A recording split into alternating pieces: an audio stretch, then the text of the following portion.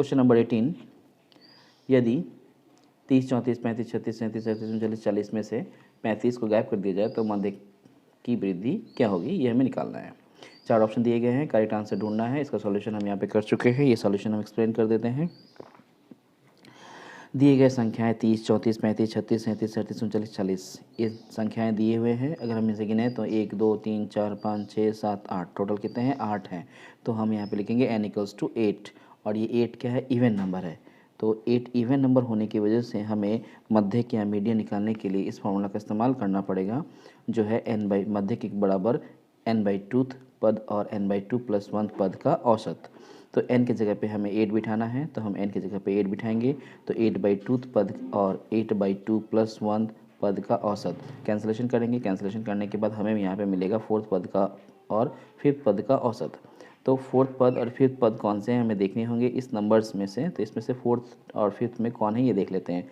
तो 4th में हमें यहाँ पे 36 और 5th में 37 दिख रहा है, इसलिए हमें 36 और 37 का औसत लेना पड़ेगा। तो हमने यहाँ पे लिखा है 36 और 37 का औसत।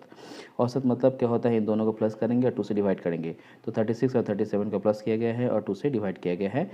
प्लस करने का 73 हो जाएगा और बाई 2 करेंगे तो ये 36.5 हो जाएगा। तो हमें ये माध्यक मिल गया। अगर हम 35 को गायब ना करें, यानी 35 को लेके अगर हम इसको सॉल्यूशन करें तो हमें माध्यक मिलेगा 36.5। अब हमें दूसरी कंडीशन में ये करना है कि इस 35 को यहाँ से हटा देना है और फिर माध्यक निकालना है। तो हमने यहाँ पे लिखा है दूसरी स्थिति में संख्याएं 30, 34, 36, 37, 38, 39, 40 यहाँ से 35 को गायब किया गया है। अब हम गिनेंगे यहाँ पे तो 1, 2, 3, 4, 5, 6, 7 है। तो n यहाँ पे 7 है जो ऑड नंबर है। अगर ऑड नंबर होता है तो हमें मध्यक निकालने के लिए n+1/2 पद का मान लिख देना होता है। तो n की जगह पे हमें 7 बिठाना होगा, क्योंकि यहाँ पे 1, 2, 3, 4, 5, 6, 7 संख्याएँ हैं तो 7 बिठाना होगा। तो हम 7 + 1/2 करेंगे और 7 + 1/2 पद का मान निकालेंगे। तो इसको जब हम कैलकुलेट करेंगे तो ये हो जाएगा 4th पद का मान। और 4th पद कौन सी है देख लेते हैं, 1, 2, 3, 4 चौथे नंबर पे 37 है, इसलिए जो मीडियन है वो 37 होगा। और तो हमने पहले कंडीशन में देखा था कि हमारे पास जो मीडियन था वो 36.5 था और दूसरे कंडीशन में जो मीडियन आया है वो है 37। तो जो वृद्धि हुई है मध्यक में, जो वृद्धि हुई है वो कितनी है, तो 37 में से 36.5 को माइनस कर देंगे तब आएगा 0.5। ये होगा हमारा आंसर। अब हम देखेंगे कि ये कौन से नंबर ऑप्शन पे दिया गया है। तो हम देख पा रहे हैं कि यहाँ पे ऑप्शन नंबर डी में दिया गया है, इसलिए हम आंसर लिखेंगे option number D 0.5। Question number 19, यदि ठोस लंबवृत्तीय बेलन, ठोस लंबवृत्तीय शंकु, ठोस गोले की त्रिज्या और ऊंचाई समान हो तो उनके आयतन का अनुपात है। ये 4 ऑप्शन दिए गए हैं, इसमें से हमें करेक्ट आंसर बताना है। हमने यहाँ पे एक बेलन बनाया है, एक शंकु बनाया है और एक गोलक बनाया है। ये तीनों ही ठोस हैं और प्रश्न में बताया गया है कि तीनों की त्रिज्या और ऊंचाई समान है। तीनों की त्रिज्या और ऊंचाई समान होने की वजह से इसकी ऊंचाई h और अर्धव्यास r, इस शंकु की ऊंचाई, अर्धव्यास और इस गोलक के अर्धव्यास तीनों बराबर होंगे। तो हमें प्रश्न में कहा गया है कि बेलन का आयतन, शंकु का आयतन और गोलक का आयतन, इन तीनों का अनुपात निकालने के लिए तो हमने यहाँ पे लिखा बेलन का आयतन अनुपात शंकु का आयतन अनुपात गोलक का आयतन। बेलन का आयतन का जो फॉर्मूला है वो है πr²h, शंकु का आयतन का फॉर्मूला 1/3 πr²h और गोलक का आयतन का फॉर्मूला 4/3 πr³। हमने तीनों में ही r और h का इस्तेमाल किया, क्योंकि तीनों की ही त्रिज्या और ऊंचाई समान है, इसलिए हम एक ही वेरिएबल का इस्तेमाल कर सकते हैं। पाई की जगह पे पाई लिखा गया है यहाँ पे और r² की जगह पे r² लिखा गया। इस h की जगह पे r लिखा गया है क्योंकि h और r दोनों बराबर है। ठीक इसी तरह से शंकु के आयतन को निकालते समय भी 1/3 पाई r² की जगह पे r² और इस h की जगह पे r लिखा गया है, फिर अनुपात लगाया गया है और 4/3 पाई की जगह पाई और r³ की जगह पे r³ लिखा गया है। कंडीशन हमारे पास यहाँ पे ये है कि r और h ये दोनों इक्वल है, तो हमें इस चीज़ को ध्यान में रखना है। जब हम कैलकुलेशन करेंगे तो हम देखेंगे कि ये πr³ बन जाएगा और ये 1/3 πr³ बन जाएगा और ये 4/3 πr³ बनेगा। जब हम πr³ को तीनों में से कैंसिलेशन करेंगे तो हमारे पास यहाँ पे जो अनुपात मिलेगा वो होगा 1:1/3:4/3। जब हम इसे सिंपल फॉर्म में लाएंगे तो 3 से मल्टीप्लाई कर देते हैं और 3 से मल्टीप्लाई करने के बाद हमें मिलेगा 3:1:4। तो ये हो गया हमारा आंसर। तो हमें देखना है कि कौन से नंबर वाले ऑप्शन में है। तो हम देख पा रहे हैं कि ऑप्शन नंबर सी में ये मौजूद है, इसलिए हमारा जो आंसर होगा वो होगा सी 3:1:4। क्वेश्चन नंबर 20, यदि एक लंबवृत्तीय शंकु की तिर्यक ऊंचाई 12 इकाई और आधार की त्रिज्या r इकाई हो तो समग्र तल का क्षेत्रफल इन चार ऑप्शन में से कौन सा ये बताना है। तो हम जानते हैं कि शंकु के समग्र तल का क्षेत्रफल का फॉर्मूला होता है पाई आर, ब्रैकेट में r प्लस तिर्यक ऊंचाई। हमने यहाँ पे तिर्यक ऊंचाई को लिखा है, नोटेशन इस्तेमाल नहीं किया है। तो फॉर्मूला के हिसाब से हम इसका वैल्यू बिठा लेते हैं। पाई की जगह पे पाई लिखेंगे, आर की जगह पे आर लिखेंगे, इस आर की जगह पे आर लिखेंगे और जो तिर्यक ऊंचाई है वो प्रश्न में कहा गया है कि उसे हमें 2l लेना है, इसलिए हमने यहाँ पे 2l लिखा। तो हमारे पास जो आंसर आया वो है pi r in bracket r plus 2l, जबकि ये चारों ऑप्शन में किसी भी ऑप्शन के साथ मैच नहीं हो रहा है।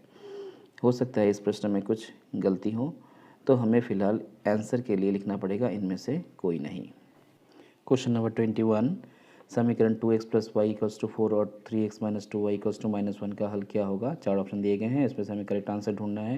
ये क्वेश्चन क्लास 9 का है, तो हम इसको सॉल्यूशन कर लेते हैं। क्वेश्चन में जो दिया गया है वो है 2x plus y equals to 4 और 3x minus 2y equals to 1। हम इसका इक्वेशन नंबर 1 रखेंगे ऊपर वाले का नाम, और नीचे वाले का नाम इक्वेशन नंबर 2 रखेंगे। और हम यहाँ पे विलोपन विधि का इस्तेमाल करके इसका समाधान करना चाहते हैं, इसी वजह से हम इक्वेशन नंबर 1 को 2 से मल्टीप्लाई करेंगे और इक्वेशन नंबर 2 को 1 से मल्टीप्लाई करेंगे ताकि y वाला पोर्शन को हम काट सकें। तो 2 से मल्टीप्लाई करने के बाद इक्वेशन नंबर 1 को हमें मिला 4x plus 2y equal to 8, और जब इक्वेशन नंबर 2 को 1 से मल्टीप्लाई करेंगे तो हमें मिलेगा 3x minus 2y equals to -1। और हम जब इसको ऐड करेंगे तो 2y से 2y कट हो जाएगा और यहाँ पे 4x और 3x ऐड होकर 7x बचेगा, और 8 माइनस 1 जो है वो मिलके 7 बन गया। तो जब हम x का वैल्यू निकालेंगे तो 7 7 कटेगा और x का वैल्यू आएगा 1। अब हम क्या करेंगे, x का मान समीकरण 1 में रख देंगे। तो इस समीकरण 1 जो है वो है 2x plus y equals to 4। हम x की जगह पे 1 बैठाना चाहते हैं, इसलिए हमने यहाँ पे 1 बिठाया। तो 2 in bracket 1 plus y equals to 4, और y की जगह पे y रखेंगे और 2 इंटू 1 मल्टीप्लाई करने से 2 आएगा, जो हम राइट साइड में ले जाएंगे तो वो माइनस बन जाएगा। फाइनली हमें y इक्वल्स टू 4 माइनस 2 मिलेगा, और 4 से 2 को जब माइनस करेंगे तो 2 मिलेगा। तो हम देख पा रहे हैं कि x का जो वैल्यू आया है वो है 1, जो यहाँ पे हमें मिला था, और अभी जो y का वैल्यू आया वो है 2। तो हमने यहाँ पे लिख लिया x इक्वल्स टू 1 और y इक्वल्स टू 2। अब हमें देखना है कि कौन से नंबर ऑप्शन में ये मौजूद है। तो हम देख पा रहे हैं कि ऑप्शन नंबर सी में ये मौजूद है, जिसमें x इक्वल्स टू 1 और y इक्वल्स टू 2 लिखा हुआ है। तो हम यहाँ पे लिखेंगे answer C, x equals to 1 y equals to 2। ये हो गया हमारा आंसर। क्वेश्चन नंबर 22, 4,3 और 5,-4 बिंदुओं को मिलाने वाले रेखाखंड x अक्ष द्वारा किस अनुपात में विभाजित किया जाता है। इसका समाधान करने के लिए हमने एक लाइन ड्रॉ किया है, जिसके एक कॉर्नर पे a लिखा, दूसरे कॉर्नर पे b लिखा। a का कोऑर्डिनेट 4,3 माना और b का कोऑर्डिनेट 5,-4 माना। हम ये भी मान लिए कि ये जो रेखाखंड है, इस रेखाखंड को x अक्ष के द्वारा m अनुपात n पे विभाजित किया जाता है। तो ए पी और पी बी, इन दोनों का अनुपात जो है वो है m/n। हमने यहाँ पे इसको लिख लिया। अभी हम क्लास 9 का जो फार्मूला है, सेक्शन फार्मूला, उसका इस्तेमाल करेंगे। पी का स्थानांक निकालने के लिए हमें इस फार्मूला का इस्तेमाल करना पड़ेगा, जो है mx2 plus nx1 by m plus n, my2 plus ny1 by m plus n। तो हम यहाँ पे ये बता देते हैं कि m और n जो है वो अनुपात दिया गया है, जबकि x1 y1 x2 y2 का वैल्यू हमें यहाँ से मिलेगा। ये जो 4,3 है, ये हमें समझ जाना होगा कि इसका वैल्यू ये x1 है और ये y1 है, और यहाँ पे ये जो 5 है ये है x2 और ये y2। बस इसका वैल्यू हमें पुट कर देना है। तो हम वैल्यू पुट करेंगे mx2 plus nx1 by m plus n, my2 plus ny1 by m plus n। x2 की जगह पे हमें पुट करना होगा 5 और x1 की जगह में पुट करना पड़ेगा 4, जबकि y2 की जगह पे हमें पुट करना पड़ेगा -4 और y1 की जगह में पुट करना पड़ेगा 3। तो हमें ये पुट करना होगा। और ये भी बात है कि यहाँ पर रेखाखंड जो है x अक्ष के द्वारा विभाजित हो रही है। इसी वजह से जब हम जानते हैं कि अगर कोई रेखाखंड x अक्ष के द्वारा विभाजित होती है तो उसका जो स्थानांक होता है, उस स्थानांक में y कोऑर्डिनेट का वैल्यू 0 होता है। इसी वजह से हमने ये जो y कोऑर्डिनेट का वैल्यू है उसको 0 लिखा है, और 0 लिखने के बाद हमने y2 और y1 का वैल्यू बैठा लिया है। और कैलकुलेशन करने के बाद हम देख पा रहे हैं कि जब m प्लस n का मल्टीप्लाई 0 के साथ होगा तो m प्लस n जो है वो 0 बन जाएगा, और ऊपर में हमें सिर्फ -4 प्लस 3m मिलेगा, जो हम यहाँ पे लिख चुके हैं। यानी हमें मिला -4m + 3n = 0। तो जब हम 4m को सेट ले जाएंगे तो हमें मिलेगा 4m = 3n, और जब हम इसे रेशियो में कन्वर्ट करेंगे तो m जो है यहाँ पे लिखना पड़ेगा और m के नीचे n चला आएगा और इक्वल लगा के हम राइट साइड में 3 लिखेंगे और इस 3 के नीचे 4 को लेके चले जाएंगे। तो इस तरह से जो है हमें m/n = 3/4 मिल गया। मतलब m/n का जो रेशियो है वो आया 3:4। तो हम देखेंगे कि ये कौन से नंबर ऑप्शन में मौजूद है, तो हम देख पा रहे हैं कि ऑप्शन नंबर बी में मौजूद है, इसी वजह से हम इसका लिखेंगे 3:4। तो ये हो गया हमारा आंसर। क्वेश्चन नंबर 23, 3 और -1/3 मूल वाला द्विघात समीकरण होगा। तो हमें इन दो मूलों का इस्तेमाल करके समीकरण बनाना है और देखना है कि इन चारों ऑप्शन में से कौन सा करेक्ट आंसर है।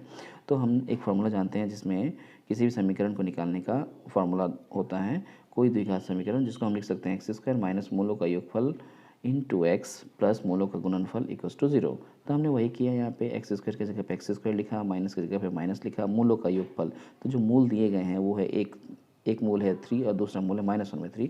तो हमने उन दोनों को प्लस किया और इसे ब्रैकेट में रख के x को इंटू में रख दिया, फिर प्लस लिखा और मूलों का गुणनफल जो है वो हमने यहाँ पे लिखा 3 इंटू -1/3 ब्रैकेट में रख दिया और = 0 कर दिया। ये हमारा फार्मूला है, तो हम फार्मूला में बैठा लिए। अब हम इसका कैलकुलेशन करके सिंप्लीफिकेशन करके आंसर निकालेंगे। तो हम यहाँ पे x² की जगह पे x² ही लिखेंगे और 3 -1/3 करेंगे तो ये हमारे पास मिलेगा 8/3x और प्लस माइनस माइनस बन जाएगा, और जब इसे मल्टीप्लाई करेंगे तो 3 के साथ 3 कैंसिल होगा, हमें फाइनली यहाँ पे -1 मिलेगा = 0। तो अब हम इसे एलसीएम लेके थोड़ा सा और सिंप्लीफाई कर लेते हैं। जब हम सिंप्लीफिकेशन करेंगे तो हमें मिलेगा 3x² - 8x - 3 = 0। अब हमें देखना है कि कौन से नंबर ऑप्शन में मौजूद है। तो हम देख पा रहे हैं कि ये ऑप्शन नंबर ए में मौजूद है, इसी वजह से हमारा जो आंसर होगा वो होगा option number A 3x² - 8x - 3।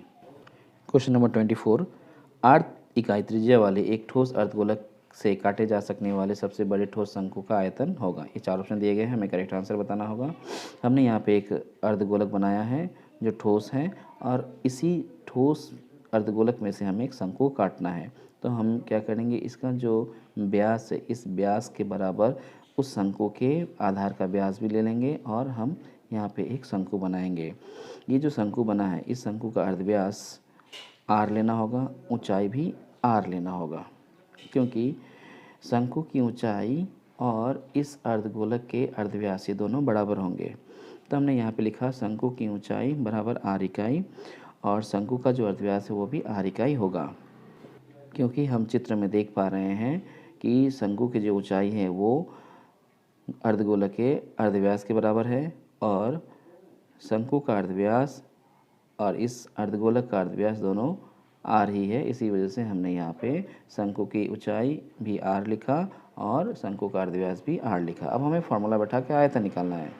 तो अब हम शंकु का आयतन निकालेंगे, जिसका फार्मूला होता है 1/3 पाई r² h = 1/3 लिखेंगे, पाई की जगह पाई लिखेंगे, r² की जगह r² लिखेंगे और h की जगह पे हमें r लिखेंगे। क्यों r लिखना है, क्योंकि जो शंकु की ऊंचाई है वो इस अर्धगोलक के अर्धव्यास के बराबर है। तो हमने लिख लिया और जब हम इसको मल्टीप्लाई करेंगे तो हमें मिलेगा 1/3 पाई r³। तो हमें देखना है कि ये आंसर जो आया ये कौन से नंबर ऑप्शन में मौजूद है। तो हम देख पा रहे हैं कि ऑप्शन नंबर डी में मौजूद है, इसलिए हम लिखेंगे आंसर ऑप्शन नंबर डी पाई r³/3 घन इकाई।